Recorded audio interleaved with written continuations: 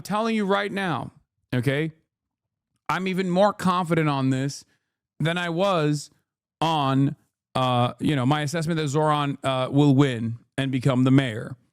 Okay?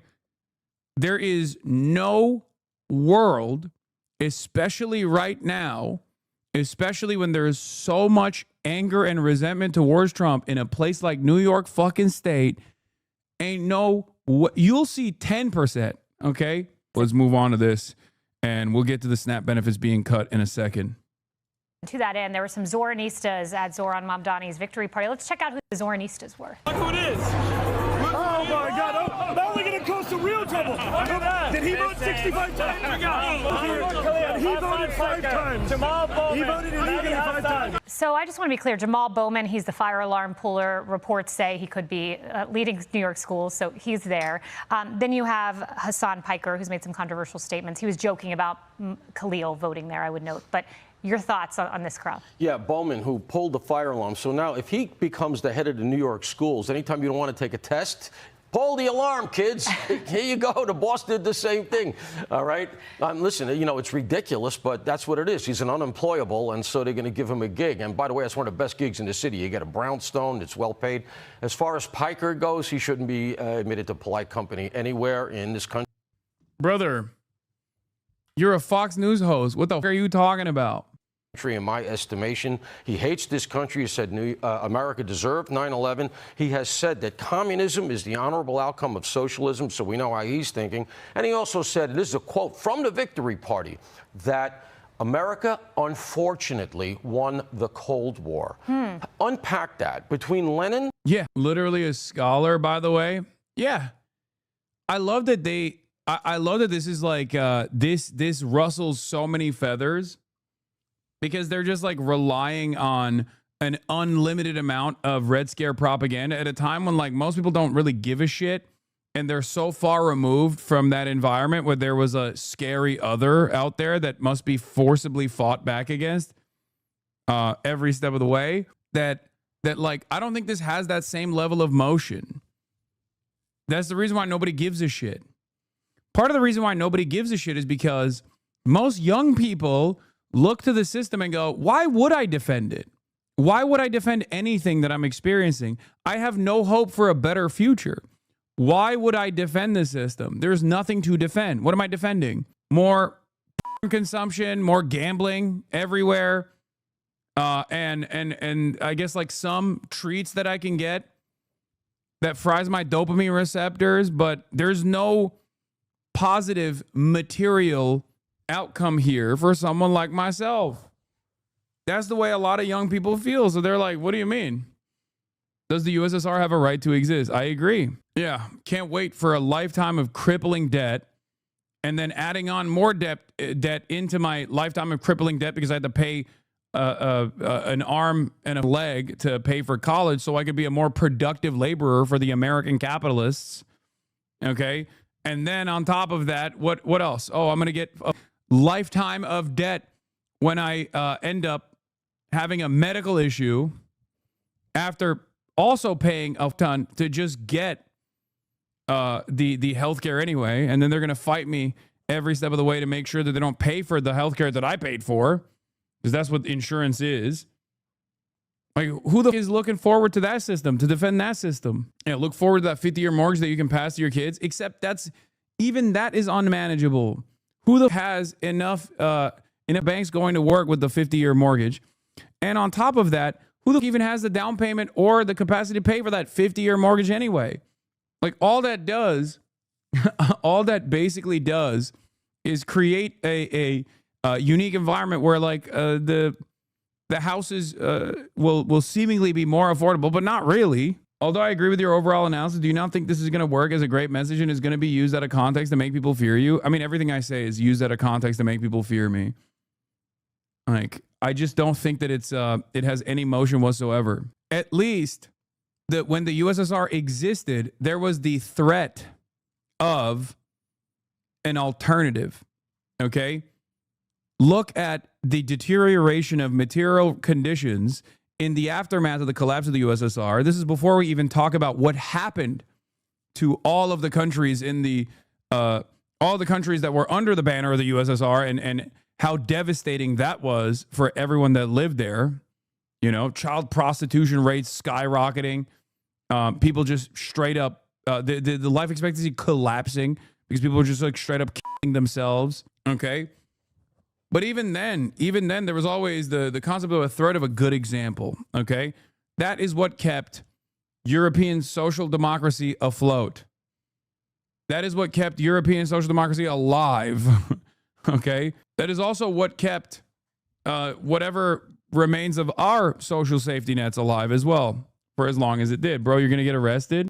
And Stalin, you're talking between 20 and 30 million dead. But I guess a lot of them were Jewish, so it doesn't count that much. Man, scary stuff. And we also have news that we're going to bring next hour. I love the USSR as like a all systems boogeyman. Like you can use it for everything. If you're a Nazi, if you're an anti-Semitic Nazi, you can say, oh, the USSR was devastating because it killed 100 billion goyim. Okay, it killed all the white goys, led by Trotsky, who was Jewish, and they slaughtered all the good Christian population of Russia and the surrounding region. And if you are a I guess pro-Jewish Nazi, you can be like, no, they actually killed all the Jews. They killed everybody. You know, you have something in there to design as a boogeyman. Is awesome because I hear all the time. Obviously, the traditional fascist movement, used to say they killed all the Christians, they killed all the white Christians, and the new modern version of this. The new modern iteration of fascism will say sometimes that they all the Christians, but then they'll say they all the Jewish people. About Zohran Mamdani's stylist and the cost of the beers at that party. You won't believe it for the socialists. Champagne socialism. Paul Morrow, thank you. Thank you. Hey, it's Will. Yeah, great analysis. Love it. Big airplane news. I ain't got time for your crap. It's more like $450K over 18 years for a kid, but nice try, capitalist. New Histo Fun video came out. China was the only reason the world didn't collapse in 2008. They can again in 2026. He's starving 40 mil right now, and not to mention the Fed workers not getting paid. Yeah. I mean, you're right. China was part of the reason why America didn't collapse in 2008. Let's see what happens next time. Who will buy our debt? FAA issues ground stop for Newark Airport over staffing. FAA issues ground stop for New York and Chicago due to staffing. Oh, nice. I guess maybe international travel is cooked in this regard as well. I don't even know if I'll be able to fly back to the United States of America. I'm not going to lie. Yeah, and earlier today, two planes collided almost in LAX airport. Vibes-based piloting, Sean Duffy suggests. Breaking, Fox News Transportation Secretary Sean Duffy goes on the record. Pilots need to stop depending on air traffic controllers. They need to suck it up and go. Now, this is bullshit, chat. Come on. No. Send me like an actual. You have to send me like actual videos. Yeah, we lost New York. The U.S. right is always desperately afraid of losing things. Remember when the U.S. lost China in 1949 to the people who lived in China? I covered the Tommy Tuberville racist rant earlier.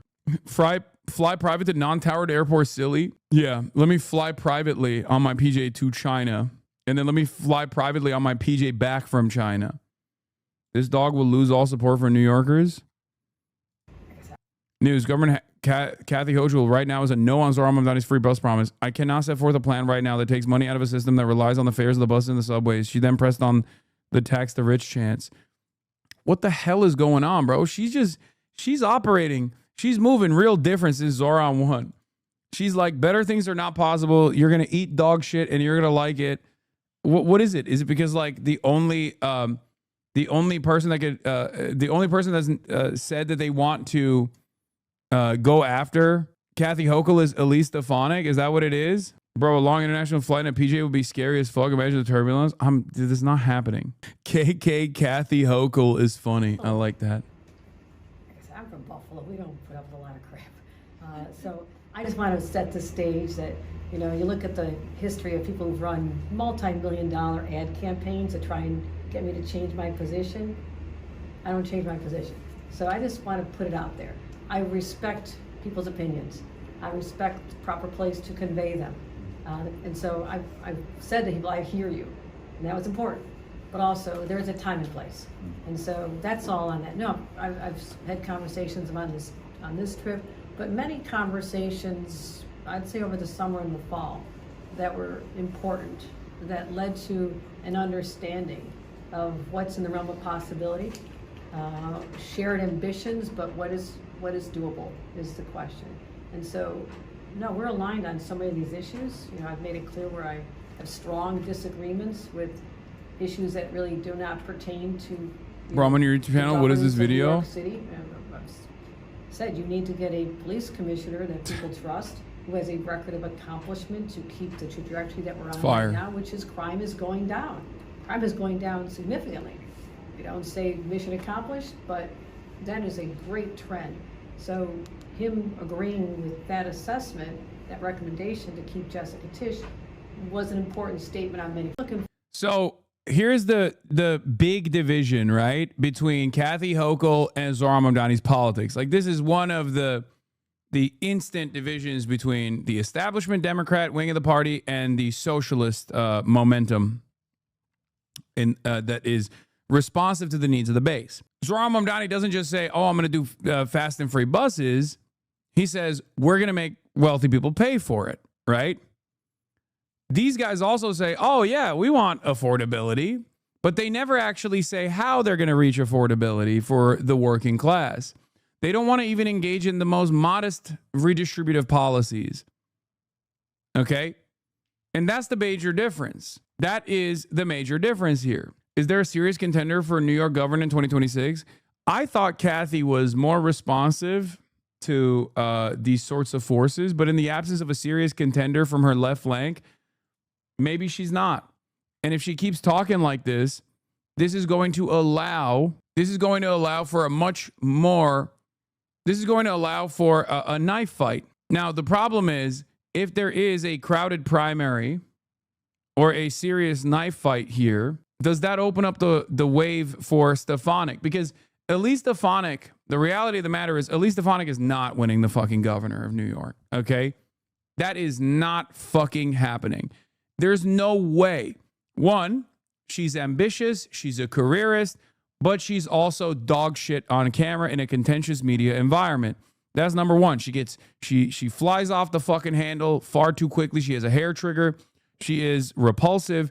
And more importantly, she is tied to the hip to Donald Trump, who is only getting more and more unpopular as days go on. Okay? So there is no shot that New York State goes, oh, Elise Stefanik, love her. Okay? The reason why we're talking about Elise Stefanik, for those of you who don't know, is because Elise Stefanik has put out a bid, officially launching her long-awaited campaign for New York governor. But Lawler, though, no, none of these guys can win. Lawler can't win. No one associated with Trump is winning the New York governor's race. Okay?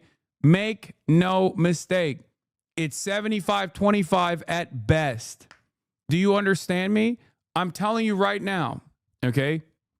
I'm even more confident on this than I was on, my assessment that Zohran will win and become the mayor, okay? There is no world, especially right now, especially when there is so much anger and resentment towards Trump in a place like New York fucking state, you'll see 10%, okay? It'll be 1090. I'm going crazy with it. Anybody that is associated with Trump will get clobbered. And I think Hochul is relying on that. The problem is, in the absence of a significant contender, in the absence of a serious left flank governor candidate, she thinks she can get away with this major victory over whatever the Republicans present as an alternative, and therefore she doesn't have to play ball with Zohran. So now, if there is a serious left contender, they could technically unseat Kathy, or at least put the fear of God in Kathy's heart to play ball with Zohran. A lot of people are saying it's Antonio Delgado. I'm not super familiar with him or his campaign, but I'll look into it. I asked Hochul about this comment. I'm from Buffalo. We don't put up with a lot of crap. So I just want to set the stage now that you look at the history of people who run multi-million-dollar ad campaigns to try and get me to change my position. I don't change my position. So I just want to put it out there. I respect people's opinions. I respect the proper place to convey them. And so I said to people, I hear you. And that was important. But also there's a time and place. So that's all on that. Antonio Delgado, who's running for Antonio Delgado, who I believe endorsed Zohran as well, is running for this seat. I personally think that anyone that leans into the Zomentum and says that they will play ball with Big Z will be rewarded greatly. But that also requires Big Z to play ball with this, whoever this candidate is. And I don't know how that's going to play out. Will he be fearful? Or will he actually lean into the momentum that he has to actually unseat Hochul and put forth a person that is willing to go along with this agenda? We shall see. Lines will be drawn if Zohran presses issues and that other side will be sitting with Trump. One of the consequential, but maybe like a smaller version of this battle is with Jessica Tisch. Okay? One of the consequential battles here is with Police Commissioner Jessica Tisch. Zohran has said that he will keep Jessica Tisch on board as police commissioner. If Jessica Tisch does not abide by the popular agenda of Zohran and creates hurdles, will Zohran replace her? Because I think it's still incredibly damaging to whatever movement that he wants to build if the police force is led by Jessica Tisch, especially with this new information that came out. Chris Sosa says, this well-timed leak gives full political cover for Mayor-elect Zohran Mamdani. Didn't he disavow you? No, he did not. Even if he did, it wouldn't fucking matter. But no, he did not do that. Think in two different ways. Number one, if he did, why the fuck was I invited to the election victory party and live stream the entire thing? And the second thing is, even if he did, what difference does it make? I'm a fucking political commentator. What does that have to do with his agenda here? There are a million politicians that I cover on a daily basis here that I have no direct connection with. AOC invited you? No. What are these? What is happening? Chatter. Okay. You're a Jason the Wiener. You're a fan of Nephew. Okay. So I'm going to be as gentle as possible when I say this. Okay. You have to stop getting. Do you dye your hair? No, I do not. I do have white hairs. You can probably see it if you look close enough. You said you snuck in a little bit? No, I did not. I like, people need to stop thinking that like when I'm memeing about shit, I'm being sincere. Reddit was big on the disavowed narrative. I know. The reason why I'm pushing back on this is because like people hear me make a fucking joke and then someone clips it to be like, see, it's real. But even if it was, it still would have nothing to do with the commentary that I'm doing right now. There are plenty of fucking politicians that I don't know that I talk about. I'm a political commentator. This just happens to be doubly wrong because it is a politician that I know and was an early booster of, and is one that I'm offering commentary on. Okay, you got to get age restriction on this shit because if not, these motherfuckers are children. What are you talking about? Half of this community were the same kind of children initially when they first encountered my commentary. The children are the future. Normies don't like you because you always act like you're right, even if you are. That's not true. The idea that normies don't like me is immediately destroyed whenever I fucking am out in the real world. I don't know why people still go along with this. It's partially because they see they're just online. It's very different in the real world, as we have seen over and over again. Anyway, so where were we? So Jessica Tisch is quite the controversial police commissioner. But Zohran said that he was going to keep her on, except there's new information that just came out. From Chris Summerfield of New York Daily News, new NYPD Commissioner Jessica Tisch got a heads up from the Trump admin that the ICE agents were about to conduct their aggressive Canal Street immigration raid, a revelation that could raise complex questions for Mamdani, who wants to, as mayor, keep her as police commissioner. No sanctuary laws were violated as a part of this. In fact, Tisch's rep said she acted on the advance notice by directing cops to stay clear of the area to ensure NYPD didn't end up in any way coordinating with ICE, a move Mamdani's camp lauded today. Still, the incident raises questions of what'll happen next time Trump's admin launches deportation raids in New York City. Would Trump's admin give Tisch advance info if she stays commissioner under Mayor Mamdani, who's been incorrectly called a communist by Trump? So when people look at this and they think, oh, this is coordination with the Trump administration, there's two different ways to interpret it, okay? There's two different ways to interpret it. The reason why Jessica Tisch got advance notice and steered clear of it was because I think she was worried about the NYPD cooperating with ICE, okay? The reason why Jessica Tisch did not want the NYPD to cooperate with ICE is because if they got advance notice and they coordinated alongside the NYPD, that would be a much larger problem, and that would be unique and illegal because there is existing New York City law and existing New York State law that makes it so that the local police departments are not supposed to be coordinating with federal law enforcement.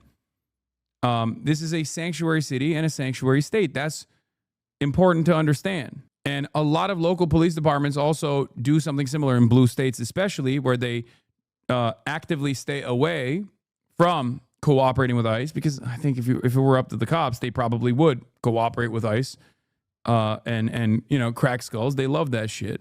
Okay. So I don't fully agree with what Chris Sosa is saying here. This well-timed leak gives full political cover for mayor like Zohran Mamdani to rescind his offer to Jessica Tisch to remain as NYPD commissioner and correct what much of his coalition would consider to be the only serious error of his campaign. What some folks seem to be missing, NYPD spokeswoman said Thursday that Tisch offered officers to remain on the sidelines to also avoid any sort of standoff between ICE agents and city cops. Mamdani's coalition is not going to accept allowing ICE to round people up. So we shall see. But you would think she would tell Zohran if she got advance notice. Well, this is before Zohran was even mayor-elect. Standoff law, they would help them? Yes, that's the biggest fear. That is the biggest issue. If they were to actually help them, that would be the biggest problem. If there was a standoff, that would also be a political problem.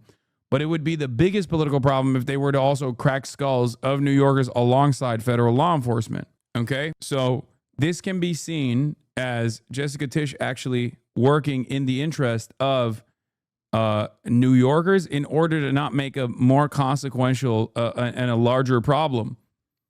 Because I forget who it was. I read someone else's analysis on this that was talking about how the NYPD in the past, which is like a very powerful institution, has been able to basically tell the Trump administration, no, like we have this under control. The Trump admin has a lot of allegiances in every fucking blue state and every blue city through the network of police, because the overwhelming majority of police forces are right-wing. They're pro-Trump. So it's like almost a separate militia that they have. They have their direct paramilitary force in ICE, and they have their indirect ideologically aligned militias in the form of local law enforcement. So NYPD is on a delicate tightrope where on the one hand, they want to ensure that there isn't tremendous instability by cooperating with federal law enforcement. Yeah, see, Talia Jane said, Tisch and the NYPD seem extremely concerned about any possible involvement with ICE, whether that's the police departments helping or hindering, or there being room to accuse them one way or another. They seem to be particularly touchy about insinuations or speculations of any perceived or real slip-up or collaboration by NYPD that could be enough to give Trump / the DHS cause to deploy the National Guard on New York City for a full siege.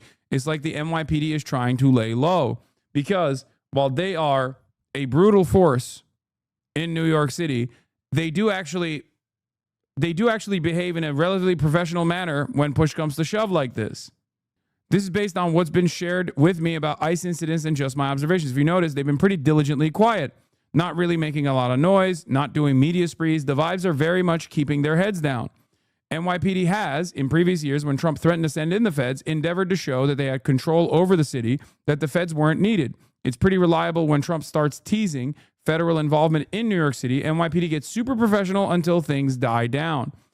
I think what we're seeing here is that quietly tamping down on any notion of NYPD not following city law or impeding of ICE, maintaining things in an orderly way, not doing any political plays. Once the threats of feds subsides, the leash loosens. If the feds get sent anyway, I don't know. I think in a weird way, the reason why they operate like this is because they also low-key do not fucking want, National Guard in the streets in New York City. Zohran's response on takes on NYPD as of yesterday. By the powerful Hotel Trades and Gaming Commission, and he met also with the president there. And that was also where he caught up with New York One and answered some questions in an exclusive television interview. The day after you won the Robert Tucker, the FDNY commissioner, resigned. He is Jewish. It's been reported in the Post that it had to do with your... Yeah, we're skipping that part. I don't give a shit. He's super corrupt. He's Mr. Lambo. Fuck him. Nobody gives a shit. What is this? What he actually said is that ICE agents will be required to follow the law. Saying he plans to jail ICE agents is an admission that they're not following the law. Yeah, the New York Post is currently trying to fearmonger about NYPD cops like this, supposedly fleeing New York City because of Zohran Mamdani's win. NYPD Deputy Chief John D'Adamo is a Trump-loving cop with a history of corruption and brutality. His wife once lied about two black men assaulting her to cover up what was likely a beating by D'Adamo himself. He retired the day after Zohran Mamdani won. Yeah, he's not just Mr. Lambo, he's Mr. Chrome-plated Lambo. Yeah, this kind of stuff is good. The trash is taking itself out.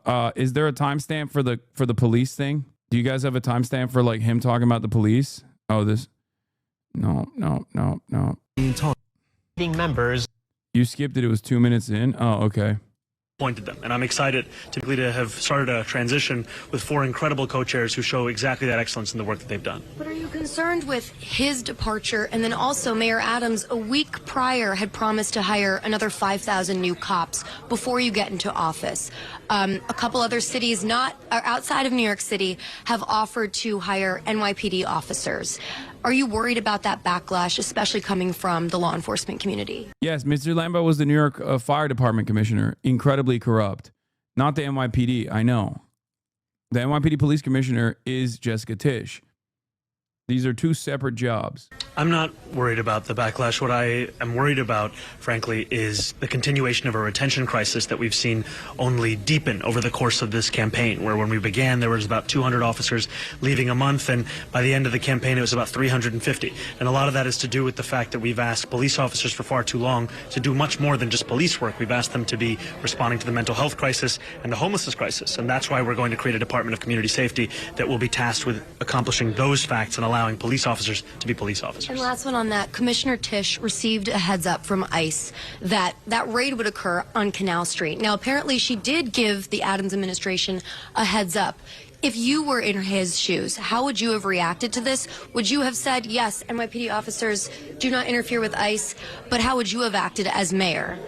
What I will continue to do is be someone who will stand up for New Yorkers when Donald Trump is seeking to fulfill his promise to create the single largest deportation force in American history. And my NYPD will continue to not be of assistance to ICE whenever they are trying to terrorize New Yorkers across the 5 boroughs. Did she act in the right way? I think that it's important to continue a separation between NYPD and ICE, and I think it's important to bring an end to a chapter. Yeah, he's saying she is acting in the right way. Okay, so his assessment is also the same. He's not dodging it. No, he's not dodging it. He's saying that for the time being, until there are until there's more activity, which Trump will definitely do, by the way. You say fuck not assisting, but block ICE. But the reality is, let's say you do impede in ICE, and I do think that would be awesome. I just don't know if the NYPD would ever do that. But let's say we live in a world where the NYPD is just straight up saying like, no, these are our New Yorkers. These are our neighbors. You are not going to kidnap them. Fuck you. You are violating the law, right? Donald Trump sends in the National Guard literally the next day, right? And then they have the National Guard collaborating with ICE to basically continue these deportations. And then there's even further bedlam. What do? Do you like arrest the National Guard? Do you arrest the ICE agents? I think it would be awesome if we did that, but I don't know where we go. And the reality of the matter is we could technically see it. We could actually see that reality because I think Trump is going to try and stress test it because this is a part of the campaign strategy. And this was a part of the campaign promises, the abolition of what is known as sanctuary cities. And in the absence of like local law enforcement upholding the status of sanctuary cities, there is no such thing as sanctuary cities. If ICE can just like go anywhere they want to and operate within the confines of New York City and New York State, then sanctuary city doesn't mean anything. And that's precisely what Trump is trying to do by force. So right now in the interim, they're trying to avoid stress testing this process, I think, by just staying out of the way of ICE and not like collaborating with ICE, but they're also not impeding on ICE activities. But if push comes to shove, there will be a decision-making moment where you will decide whether you will use the NYPD, and who knows if they'll be willing to do this because they are a very reactionary force anyway. But utilize the NYPD, or maybe even like they did in fucking Oregon, the New York National Guard to defend New Yorkers against the National Guard of another state, like Texas or whatever, and the federal law enforcement agents that are sent into the streets of New York. That is bedlam. That is crazy. Which Eric Adams said on national TV, where he opened the door to civil immigration enforcement. What has the mayor done in order? I mean, you said you talked to him yesterday. Explain that a little. And then what do you hope to get out of the transition? How are they setting this up?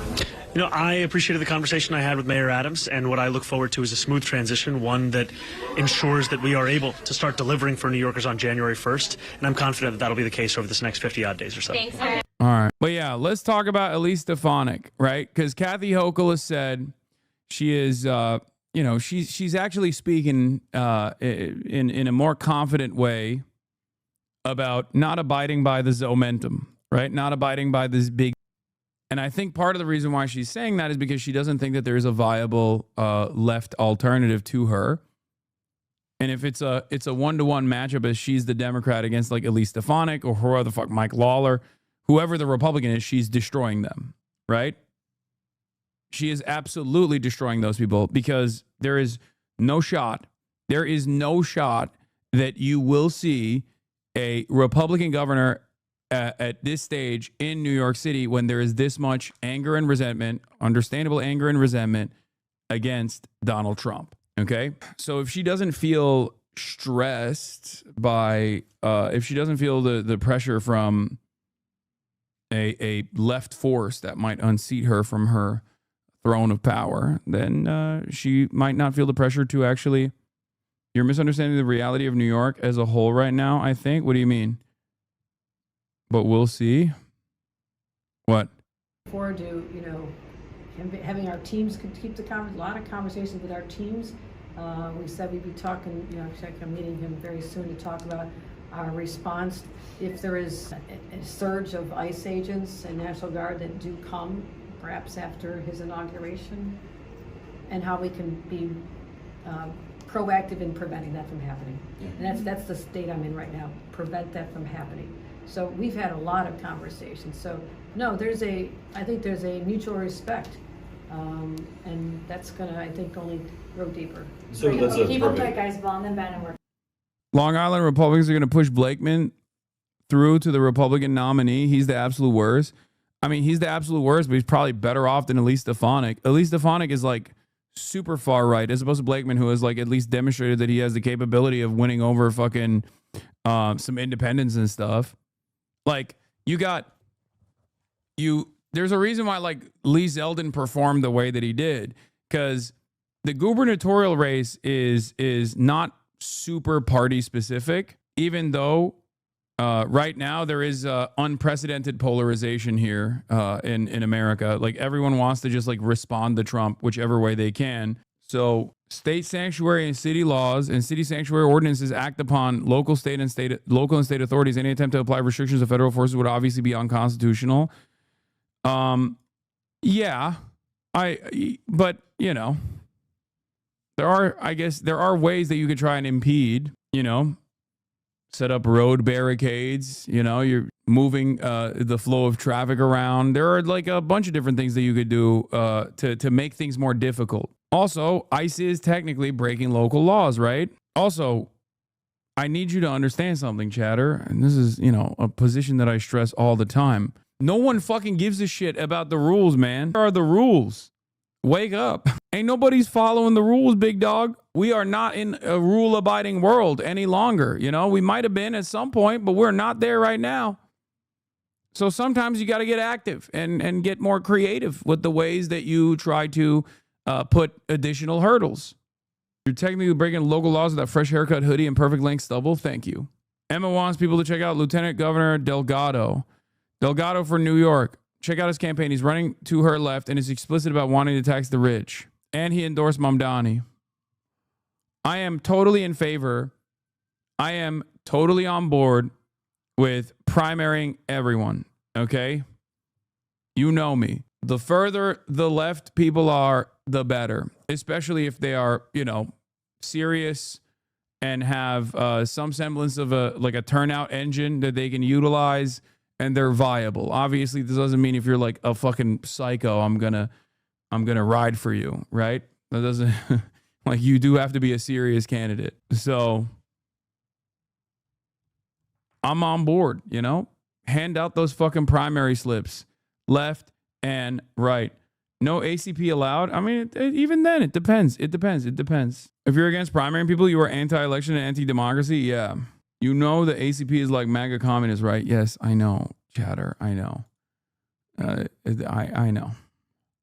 I don't care that much about them one way or another. Okay, calm down. All right. Love this new line, spewed by the worst hacks in media because it's not only insanely dishonest, but counts on the average reader not knowing 3 is a bigger number than 2. Yeah, Fareed Zakaria is also doing that same thing. You see a lot of like the centrist commentariat doing this thing where they're like, well, you know, it's insignificant victory. Zohran Mamdani's victory was insignificant. There is no force right now at the base of the party like the left flank, okay? The DSA turnout engine creates real momentum, real asses in seats, real door knockers. I'm sorry, guys, but if you can't fucking recognize that, you are delusional. And that is before we actually identify why this race was so consequential, because the establishment forces and the billionaires that back both of these parties were actively trying to make sure that a person who calls themselves a socialist, a person that actually wants to deliver some kind of promise that will restore hope for working class politics and working class individuals in general, and even more consequentially, perhaps, someone who is anti-Zionist openly, they did not want this person to win. And they did everything they could to rat fuck him every step of the way, including turning on the dial of racism as aggressively as they could in the last moments of the fucking campaign. All of that failed. It's important to note that moneyed interests are still obviously very, very important of a factor, but it means that you can actually overcome moneyed interests. And that's what's good. That's what's important. Okay? Like the very fact that Andrew Cuomo, who very clearly did not even want to fucking be mayor, like he was just kind of there being like, why won't you hand it to me, was able to get to like 41%, means that yes, when you dump unlimited money into a campaign, you can still get a bunch of people on board, especially when you are when you have name recognition and like I said, a shit ton of money and a shit ton of fear mongering that comes along with the shit ton of money. So that's it. And this is, and I cannot explain this to you enough, chatters.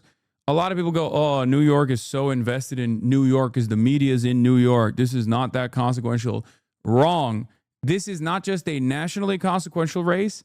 This is an internationally consequential race. Okay? There is a reason why every single fucking political party that is a Western liberal nations all around the world were paying close attention to this. And I know from people that have been hitting me up to try to get them connected with the Mamdani campaign that like a lot of people are invested in this. Like you got the Greens in the UK that were invested in this. You got, France Unbowed invested in this. Like there are left flank candidates left flank parties all around the world, socialist parties all around the world that were paying close attention to this. Okay? This is internationally significant because America, you know, what's the statement? It's like when America catches a cold, the rest of the world coughs or whatever. I mean, that's part of it. That's kind of the overall attitude. But also beyond that, like, you know, having this happen in the heart of capital is very, very consequential. When America shits, everyone smells it. Yeah, there were people celebrating in Gaza. There were people hitting me up in Gaza. There are a couple different things that I obviously want to address here, okay?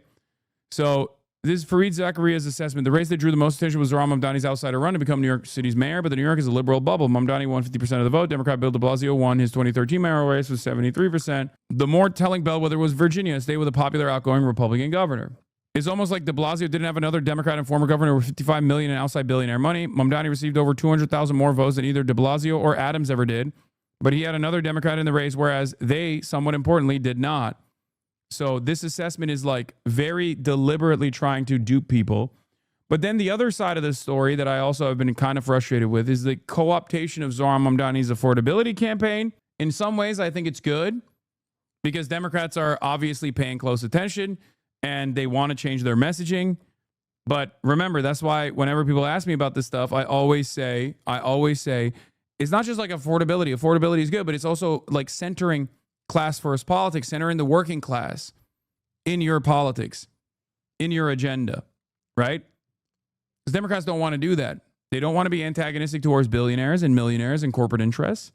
And they also don't actually want to center the working class around their policy making. They just want to say like broadly affordability.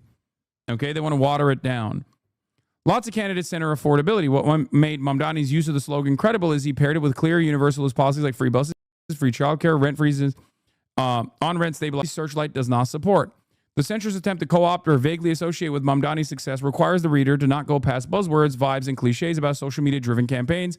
Free and universal policies and taxing the rich make affordability more than an empty campaign cliche.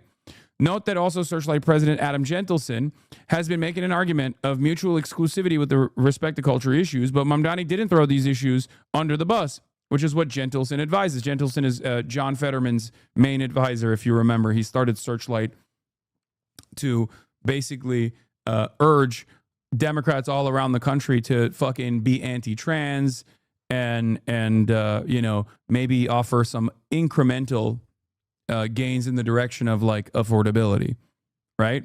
It's bullshit. The Mamdani campaign had 100,000 plus campaign volunteers that knocked on 3+ million doors, which began as a dedicated core of DSA supporters, a group Gentleson routinely mocks and belittles, but without which none of the retail politics would have been possible. Weirdly, Searchlight's report on how Zohran Mamdani won doesn't mention the DSA once. I suppose his core of support either manifested out of nothing or was not necessary in building out his campaign. This is also part of the reason why I always say, like, if the media wasn't primarily invested in upholding the interests of capital, they would be more honest in their coverage. If the media was primarily invested in educating the public, they would actually make it be known that the DSA played a formative role in the turnout, that it was a massive turnout engine, right? But they won't. And the reason why they won't is the exact same reason why in the primary, when Zohran was able to get through, cut away in this crowded primary field, was because of social media, because he was handsome, because he smiled all the time. They just like immediately seized on this underdog upset victory by claiming it was because he was handsome and hot and young and vibrant and charismatic and did great social media. That did work. That was important. But good social media and charisma only takes you so far. Okay? Good social media strategy and charisma is nothing if it does not actually build on working class centered policies that directly, in a very tangible way, look to people's ailments and say, I am going to offer an antidote. I'm going to help you. I'm going to do this. You got a problem with public transit? We're going to make buses fast and free. It's the fucking policies. And even if you are not charismatic, if you center your messaging around policies that people want, policies that people can associate with in the affirmative. And the example I always use is Bernie Sanders, right? Then you can still actually carve out a place for yourself in American politics, even against all odds. Bernie Sanders is not sexy. He's 85 years old or however old he is. He's old as hell. He is an old curmudgeon. And yet, after years and years of advancing his agenda, he is the most definable politician in America and therefore the most popular politician in America, as a matter of fact. In your opinion, I know every time I say Bernie's not sexy, everybody gets mad as a joke, but you know what I mean. The main difference between Democrats and Republicans is Dems are largely policy-based voters, whereas reps are largely vibe-based. Dems keep trying to run vibes-based campaigns when they need to be looking to their base for policy concerns. I mean, you can have vibes. You can have good vibes. Most Americans vote on vibes. Let's be real. Most Americans vote on party affiliation and party loyalty. Like 80% of the people that do go out and vote. Out of the people that don't vote, the ones that don't vote either don't vote because of vibes, or the ones that do vote that normally don't vote, vote based on vibes. Low propensity voters are vibes-based. But you can reach them and you can tell them, hey, I know for the longest time you felt like neither party actually speaks to your interests.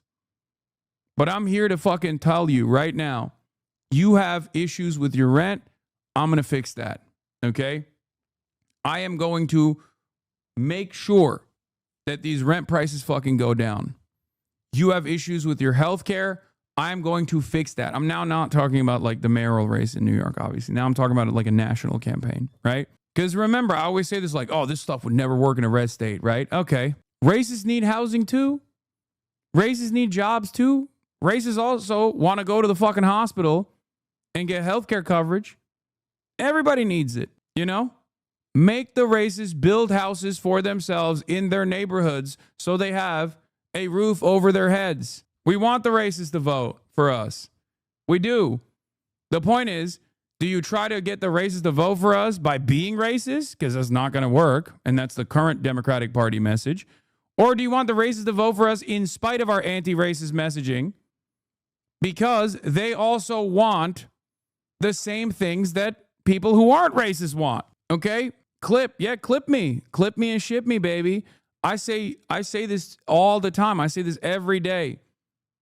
Okay? I want to give every racist, transphobic, homophobic, Islamophobic American housing. I want to make sure that they still have good wages and an opportunity to advance, an opportunity to make sure that they have a roof over their heads, warm food on their tables, an opportunity for advancement, an opportunity to go get educated for free. Yeah, 100%. I've been saying that. And I will keep saying that. Hey, are you dirty MAGA fuck starting to realize that you've been the screaming minority, not the silent majority? Are you starting to realize that the socialist victory in New York City is just the beginning and we're coming for the fucking Oval Office? This goes out to the Democrat Party too. You're either going to bend the knee and accept socialism or you're going to get... If you lived in a building with a racist, you both have a vested interest in the building not burning down? Yes. Yes. The goal is you cannot entirely destroy racism and white supremacy, but the goal is to make the material conditions